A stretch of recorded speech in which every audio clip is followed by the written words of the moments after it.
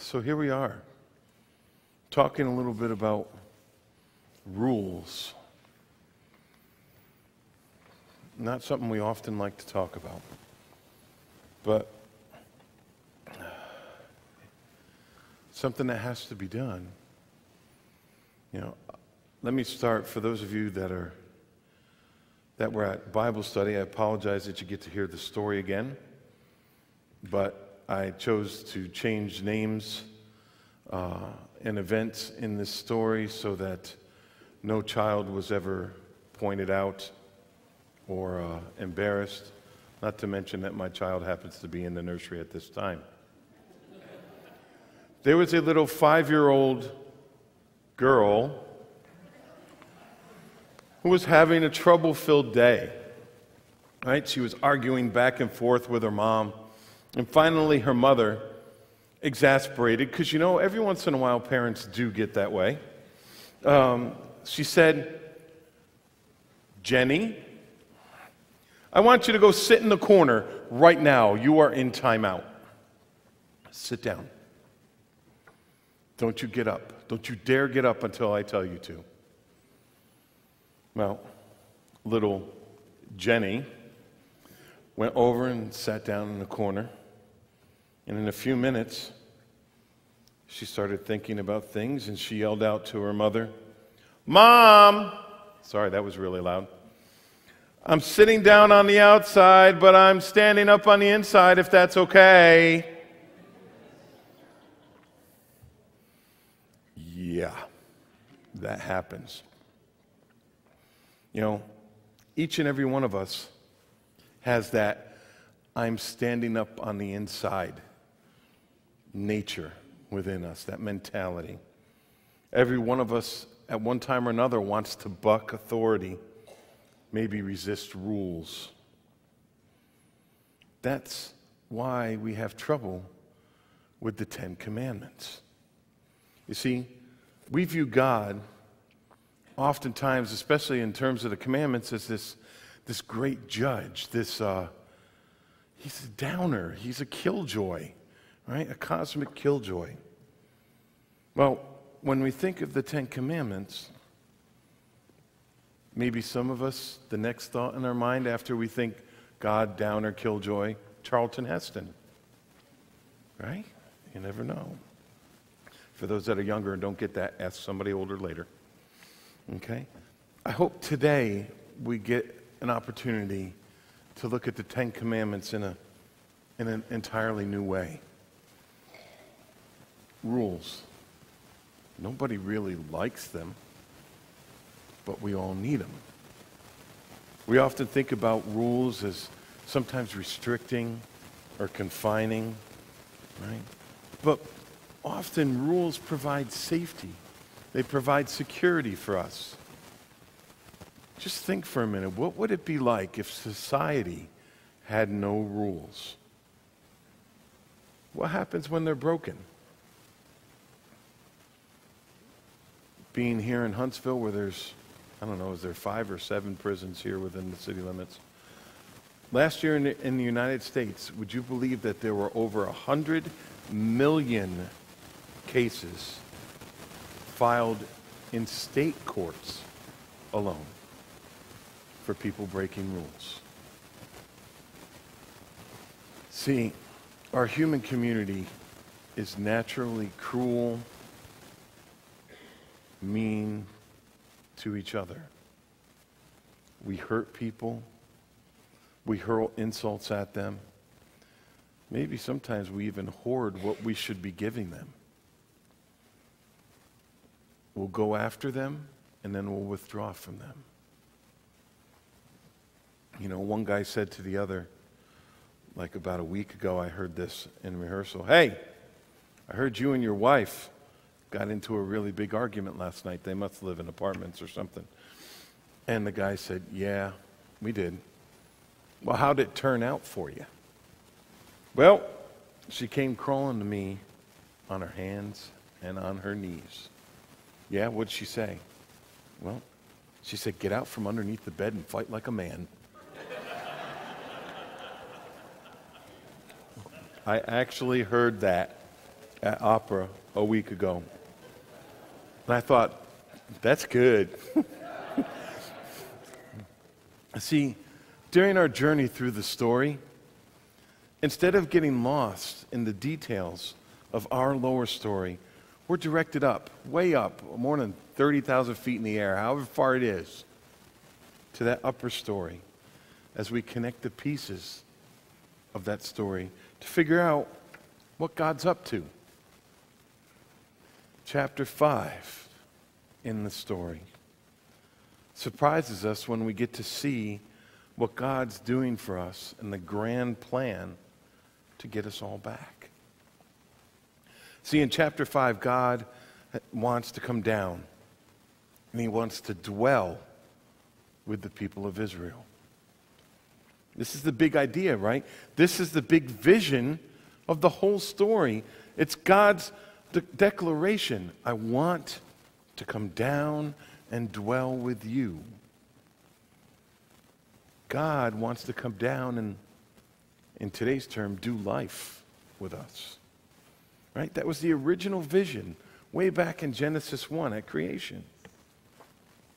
And this is what God is desperately wanting to do that we see here in page after page of Scripture. He wants us back. Chapter 1, a little bit of review. God created everything as he wanted it. Sin changed everything. It ruined God's vision. Separated us from God. And really, if you want to think about it, it separated us from each other.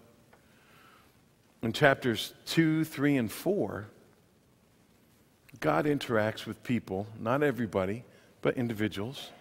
And in chapter 5, he decides, it's time to go back down and dwell with my people. But God says, for me to live with you, there are 3 things that need to be worked out. 3 things that you have to do. Right, these are your requirements. 1, there are guidelines. Oh man, rules. There are guidelines to follow on how to treat each other and how to treat me. Our 10 Commandments. See, God wants a community of love that reflects that same relationship that the Trinity has. 10 Commandments are what help us shape that community of love.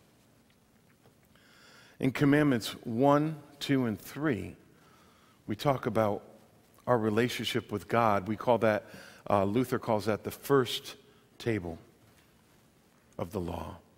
And it tells us, well, it refers to the relationship in a vertical level, if you want to think of it that way. 1, 2, and 3 are vertical. You will have no other gods. Do not pray or praise any other gods but me.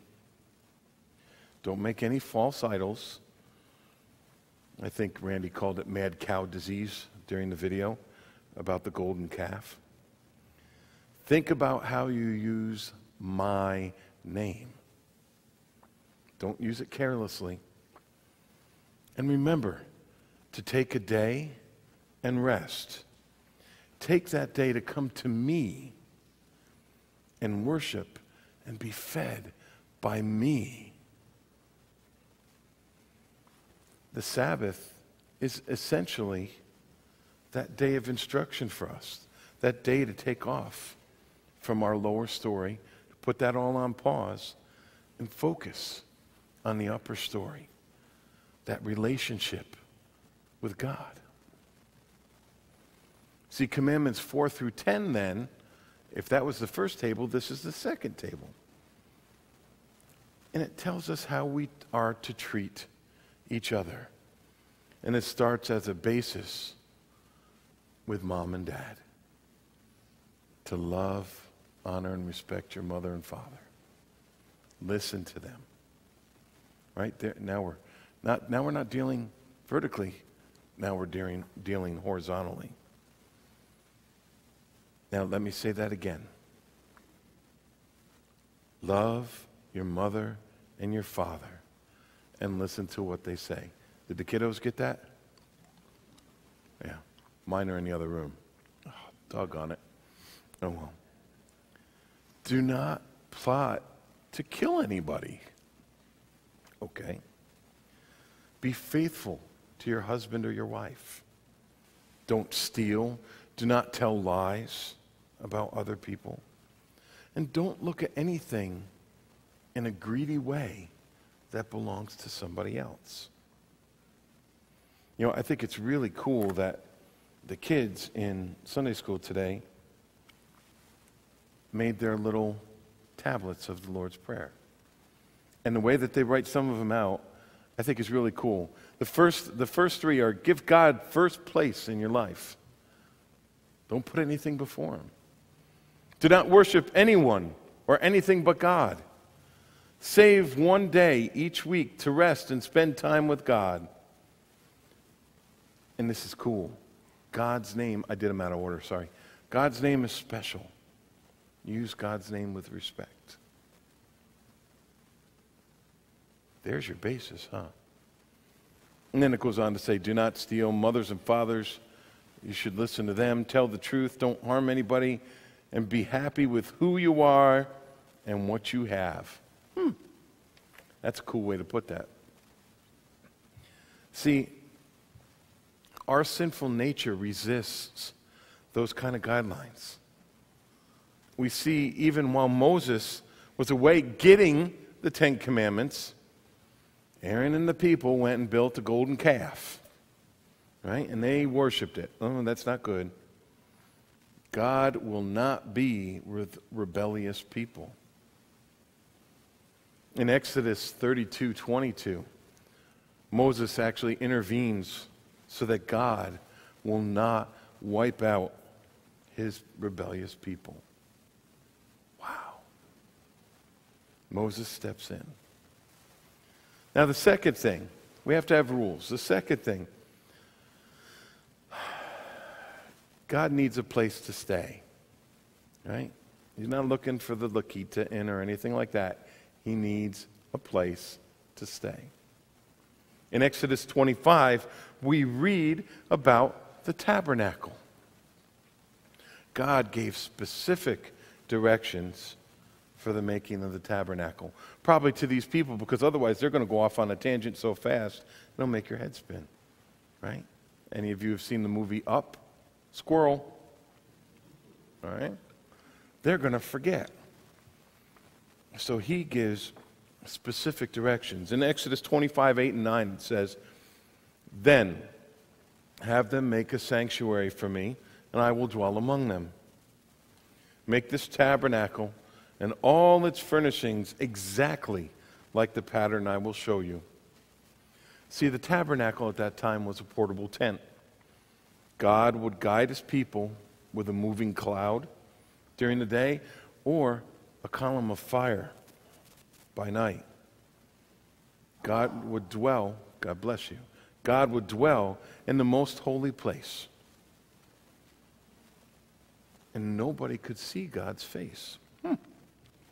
Only the high priest could go into this most holy place. And did he get to go in there regularly? No. Once a year. Doesn't that seem like there are restrictions? There are rules. There are more rules. Finally,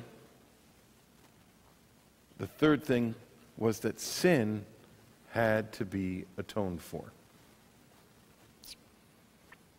There has to be a sacrifice. You know, we saw a clue about this last week when we talked about the Passover. We also saw a clue when we talked about Abraham and Isaac.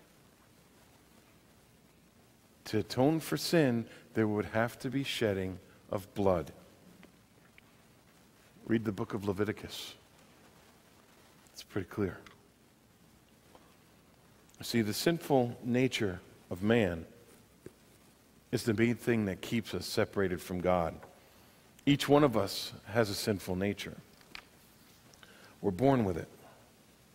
It's got to be dealt with, covered, atoned for. Right? The sacrificing of animals becomes institutionalized in the priestly sacrificial system of God's people so that sin could be constantly atoned for or covered.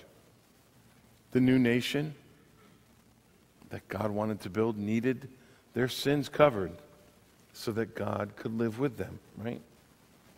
The golden calf, the intercession of Moses, the gracious forgiveness of God, all these things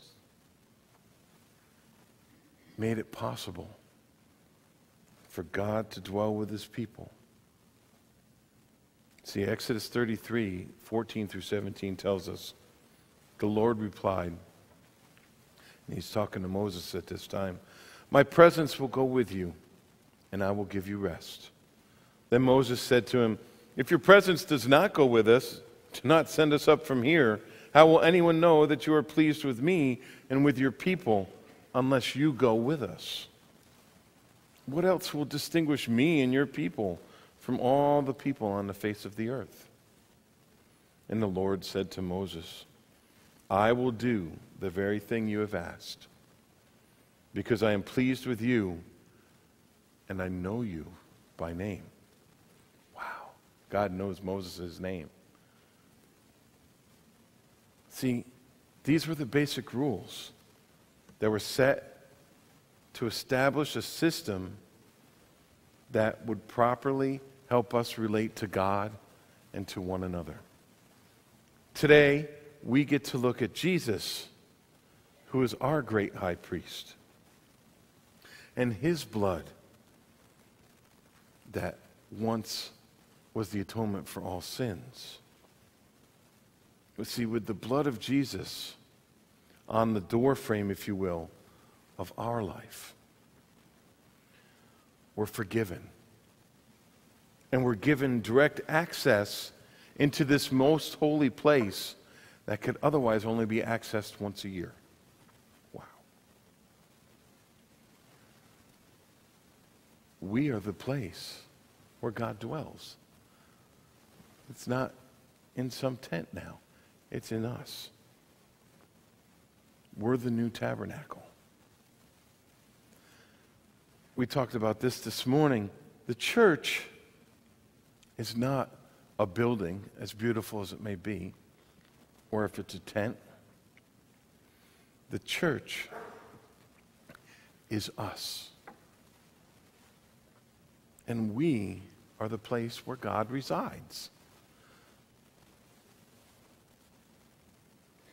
You know, it says in 1 Corinthians 3, 16 and 17, "Don't you know that you yourselves are God's temple, and that God's Spirit lives in you? If anyone destroys God's temple, God will destroy him. For God's temple, you, is sacred." You are that temple. In fact, Jesus clearly and concisely helps us understand, even more so, how to relate to God and one another. While the Ten Commandments sort of teach us by focusing on what we shouldn't do, Jesus helps us to see the proper way of how we live our lives and our relationships. He got even more basic than the Ten Commandments. When asked the most important rule that there was, in Matthew 22, Jesus says, "Love the Lord your God," you know this, "with all your heart and with all your soul and with all your mind. This is the first and greatest commandment. And the second is like it. Love your neighbor as yourself. All the law and prophets hang on these two commandments." He boils it down. He takes the first table and the second table and lays them right out so that you can understand it. Let me leave you with this one story. There was a minister once who preached one of the longest sermons of his life. Do not worry, this is not it. And the subject was forgiveness. See, he had this great passion for that particular subject. And when he asked the people, after preaching for about 20 minutes, how many of you are willing to forgive your enemies? About half the congregation raised their hands. Well, he got a little bit upset at that, so he preached another 20 minutes. Then he asked, how many of you are willing to forgive your enemies now? And about 80%, hey, we're getting there, 80% raised their hands. So he preached, you guessed it, 20 more minutes, and asked the third time, how many of you are willing to forgive your enemies now? I think he broke most everyone down. All but one elderly woman raised their hand. And the minister asked her to stand and come forward. Tell me, ma'am, how old are you? She says, I'm 93. Do you like the voice?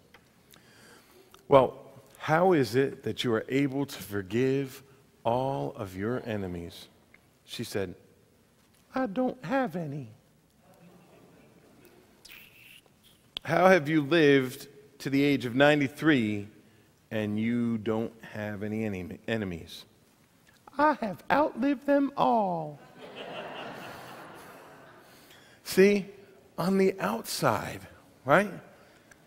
It looked like she was conforming to all the laws, right? But as it turns out, on the inside, she wasn't. They'd all died before her. What I want you to remember is love is the basis of all. Our God is a God of love. We talked this morning about the Ten Commandments and fear, and about how we see God often as a judge.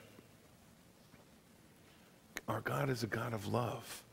Those commandments are put there so that we have guidelines for how we're to treat one another. We need those guidelines because of our sinful nature. And I pray that we all today love our Lord, our God, with all our heart, soul, and mind. And we outwardly show that love to our neighbors, to the people that God puts along our path, that lower story path that we've been talking about. Take that with you today, and remember that in the coming week. In Jesus' name, amen.